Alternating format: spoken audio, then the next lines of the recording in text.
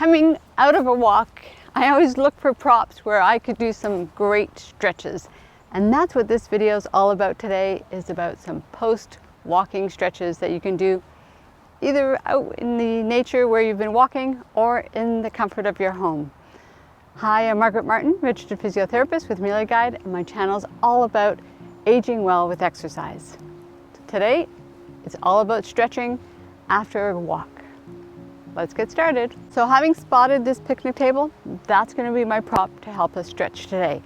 But we'll show you lots of different examples of other things that you can use to get the same benefit.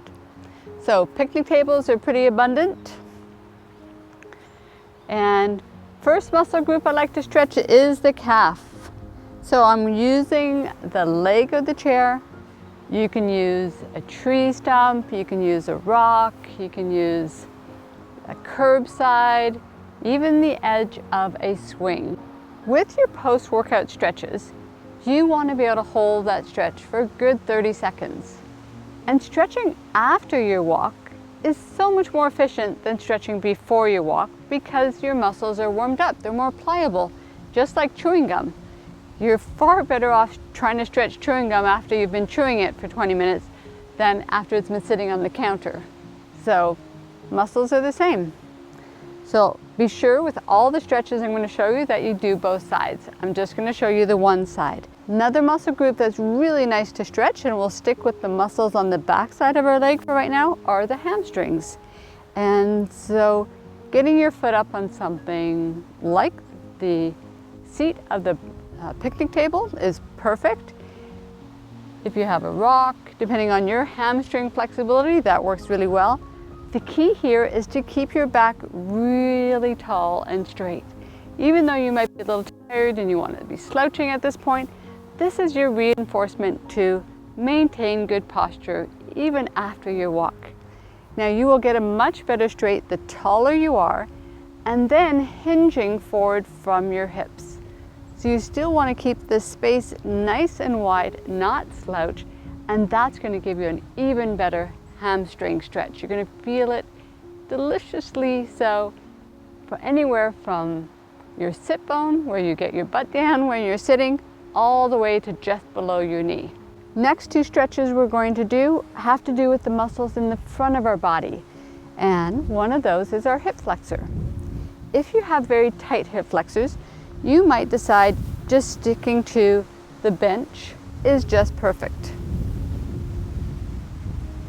And this is going to stretch in the front. And as we mentioned with the calf, you can use other props, be it a chair that's around, be it some lovely rocks. Use what's there in your environment to work for you.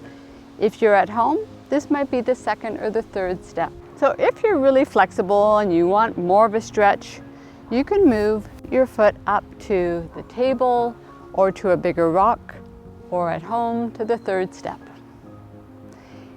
To get a little bit deeper stretch here and engage all of the lateral aspect of your body, this extra reach feels absolutely wonderful. And again, you want to make sure you do both sides and you hold for at least 30 seconds. Good. Now the last stretch we're going to do involves a little bit more balance. And so if you're not too sure, then I recommend you have your hand hold on the table as you position your foot.